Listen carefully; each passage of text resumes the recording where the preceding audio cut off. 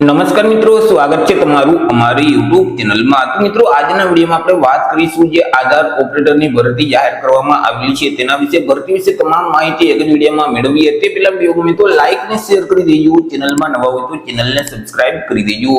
તો ચાલો મિત્રો વિડીયોની શરૂઆત કરીએ।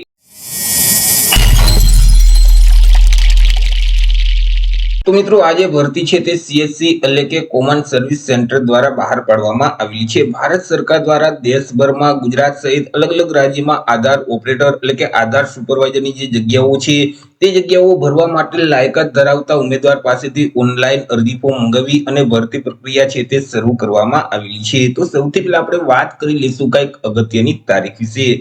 તો મિત્રો આજે ભરતી છે તેમાં જો તમારે અરજી કરવી હોય તો ઓનલાઈન અરજી ફોર્મ ભરવાનું રહેશે। ઓનલાઈન અરજી ફોર્મ ઓલરેડી શરૂ કરી દેવામાં આવેલા છે। 9/4/2026 થી અરજી ફોર્મ શરૂ કરવામાં આવેલા છે અને 20/5/2026 સુધી તમે ઓનલાઈન અરજી ફોર્મ ભરી શકશો। ઓનલાઈન અરજી ફોર્મ CSC એટલે કે કોમન સર્વિસ સેન્ટરની જે ઓફિશિયલ વેબસાઇટ છે તે વેબસાઇટ ઉપર જઈ અને 20/5/2026 સુધીમાં તમારે ઓનલાઈન અરજી કરી દેવાની રહેશે। વાત કરી લઈએ એજ્યુકેશન ક્વોલિફિકેશન એટલે કે શૈક્ષણિક લાયકાત વિશે કે અરજી ફોર્મ ભરવા માટે ઉમેદવારની શૈક્ષણિક લાયકાત કેટલી હોવી જોઈએ।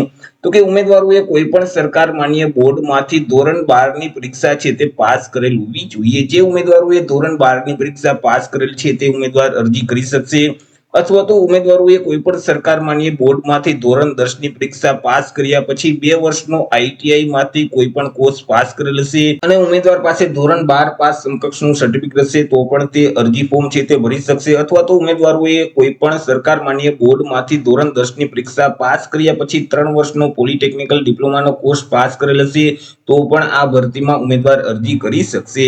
ઉમેદવાર પાસે બેઝિક કોમ્પ્યુટરનું નોલેજ છે તે ફરજિયાત હોવું જોઈએ। વાત કરી લઈએ એજ લિમિટ એટલે કે વય મર્યાદા વિશે કે અરજી ફોર્મ ભરવા માટે ઉમેદવારની ઉંમર કેટલી હોવી જોઈએ। તો કે અહીં ઉમેદવારની ઉંમર છે તે ઓછામાં ઓછી 18 વર્ષની હોવી જોઈએ। જો 18 વર્ષ કરતા ઓછી ઉંમર હશે તો તે ઉમેદવાર આ ભરતીમાં અરજી ફોર્મ ભરી શકતા નથી। મિત્રો અહીં ઉમેદવાર પાસે આધાર સુપરવાઇઝરનું સર્ટિફિકેટ છે તે ફરજિયાત હોવું જોઈએ। અરજી ફોર્મ ભરતી વખતે તમારે આધાર સુપરવાઇઝરનું સર્ટિફિકેટ છે તે ફરજિયાત અપલોડ કરવાનું રહેશે। વાત કરી લઈએ કે ગુજરાતમાં હાલ અત્યારે કયા કયા સેન્ટર ઉપર ભરતી છે, કઈ કઈ જગ્યા છે। તો કે મિત્રો ભાવનગર, જામનગર, મહીસાગર, નર્મદા, સુરેન્દ્રનગર, ગીર સોમનાથ અને વલસાડ, તો આવી રીતે કુલ 7 જિલ્લા માટે હાલ અત્યારે આ ભરતી છે તે જાહેર કરવામાં આવેલી છે। પગાર વિશે વાત કરીએ કે અહીં ઉમેદવારને અંદાજે કેટલો પગાર આપવામાં આવશે તો ઉમેદવારને અંદાજે 15,000 થી લઈ અને 18,000 ની મર્યાદામાં પગાર છે તે મળવાપાત્ર થશે। દર મહિને ફિક્સ પગાર છે તે ઉમેદવારોને આપવામાં આવશે। મિત્રો અહીં ઉમેદવારનું જે સિલેક્શન છે તે એક મેરિટના આધારે કરવામાં આવશે। તમે જે ધોરણ 12 અથવા તો તે સમકક્ષની પરીક્ષા પાસ કરેલ છે તેમાં જેટલી ટકાવારી મેળવેલ છે તેના આધારે એક મેરિટ તૈયાર કરવામાં આવશે અને મેરિટના આધારે ઉમેદવારનું સિલેક્શન કરવામાં આવશે। તો આશા રાખું છું વિડીયો પસંદ પડ્યો હશે। વિડીયો પસંદ પડ્યો તો લાઈક અને શેર કરી દેજો, ચેનલમાં નવા હોય તો ચેનલને સબસ્ક્રાઇબ કરી દેજો। ફરી મળીશું એક નવા ટોપિક સાથે એક નવા વિડીયોમાં। ત્યાં સુધી જય હિન્દ, વંદે માતરમ।